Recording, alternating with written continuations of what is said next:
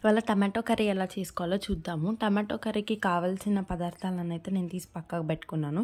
First వచ్చేసి onion నేను 3 cut చేసి అయితే పెట్టుకున్నాను. నెక్స్ట్ పచ్చిమిర్చి మీరు ఎక్కువ కారం తింటాను అని అనుకుంటే ఒక 3 కట్ చేసుకోండి, లేదంటే 2 సరిపోతుంది. నెక్స్ట్ వచ్చేసి సాల్ట్. టమాటో కర్రీ నేనైతే 4 మెంబర్స్కి సరిపోయేటట్టు చేస్తున్నాను. సో నేనైతే ఒక 12 to 13 టమాటోస్ తీసుకొని కట్ చేసుకొని పక్కకు పెట్టుకున్నాను. మీరు ఎంతమంది ఉంటారో చూసి దాన్ని బట్టి తీసుకోండి.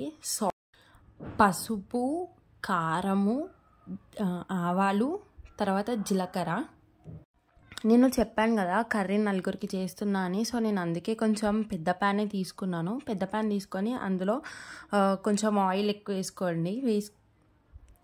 ఆయిల్ అనేది బాగా హీట్ అయ్యాక అందులో కొంచెం ఆవాలు, కొంచెం జీలకర్ర వేసుకొని దాన్ని కూడా కొంచెం బాగా వేయించండి. వేయించిన తర్వాత ఆనియన్స్ వేసుకోండి. ఆనియన్స్ అనేవి కొంచెం బ్రౌనిష్ కలర్లో వచ్చేంత వరకు ఆగండి. అండ్ ఆనియన్ స్మెల్ కూడా పోవాలి, అంతవరకు ఆగండి. ఎందుకంటే అలా స్మెల్ పోవడం వల్ల మనకి టమాటో కర్రీ అనేది టేస్ట్ బాగా వస్తుంది. తినేటప్పుడు కూడా మనకి ఎలాంటి పచ్చి వాసన రాకుండా ఉంటుందన్నమాట. ఇప్పుడు కట్ చేసి పెట్టుకున్న పచ్చిమిర్చి కూడా వేసుకోండి.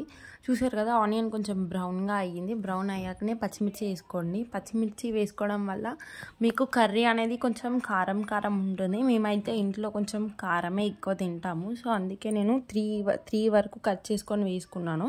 బ్రౌన్ అయ్యాక అందులో కొంచెము పసుపు అనేది వేసుకోండి. పసుపు మనకి మంచి బాడీకి మంచి యాంటీబాడీస్ని ఇస్తుంది అనమాట. ఏ కర్రీలోకైనా పసుపు వేసుకోవడం వల్ల మంచి టేస్ట్ కూడా ఉంటుంది.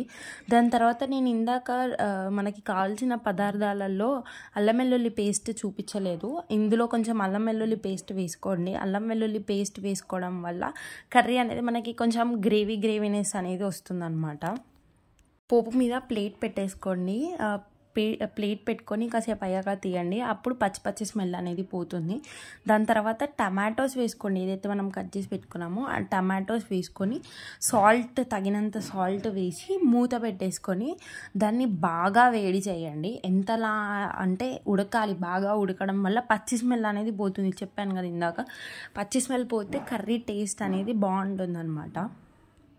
దగ్గర ఒక 20 to 30 minutes వరకు మూత పెట్టుకోండి. కానీ మధ్యలో కలుపుకోండి. ఎందుకంటే కర్రీ అనేది మాడిపోకుండా ఉండాలి కదా, అందుకని ప్లేట్ తీసి మధ్యలో కలపండి. ఇప్పుడు టమాటో కర్రీలోకి మనము కారం అనేది వేసుకుందాము. మా కారం అయితే చాలా స్పైసీగా ఉంటుందన్నమాట. ఘాటే మనం తట్టుకోలేము. సో అందుకనే నేను 1/2 tablespoon వేస్తున్నాను కర్రీలోకి. ఎందుకంటే ఆల్రెడీ నేను ఇంతకుముందు పచ్చిమిర్చిలు కూడా వేసుకున్నాను. కారం ఎక్కువైపోతుంది అన్న రీజన్తోనే నేను కొంచెమే వేసుకున్నాను. మీరు తినేదాన్ని బట్టి, మీ కారం టేస్ట్ని బట్టి మీరు వేసుకొని కలిపేసుకోండి. కలిపేసి ఇంకా మూత పెట్టేసుకోండి. మూత పెట్టుకున్నాక ఒక 5-10 minutes వరకు కర్రీ అనేది బాగా మగ్గనివ్వండి.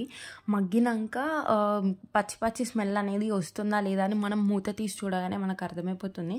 ఒకవేళ మీకు మంచి కర్రీ టేస్ట్ అనేది స్మెల్ అలా వచ్చింది అని అనుకోండి, స్టవ్ ఆఫ్ చేసుకోండి. లేదనంటే ఇంకా అలాగే పచ్చి స్మెల్ ఉంది అని అనుకుంటే ఇంకో 5-10 minutes వరకు మూత పెట్టేసుకోండి. మూత పెట్టేసుకొని తర్వాత కర్రీ ఒకసారి టేస్ట్ చూసేసేయండి. మీకు ఏమన్నా ఎక్కువ తక్కువలు అనిపిస్తే మీరు సాల్ట్ కానీ లేదంటే కారం కానీ వేసుకొని కర్రీ చేసేసుకోండి.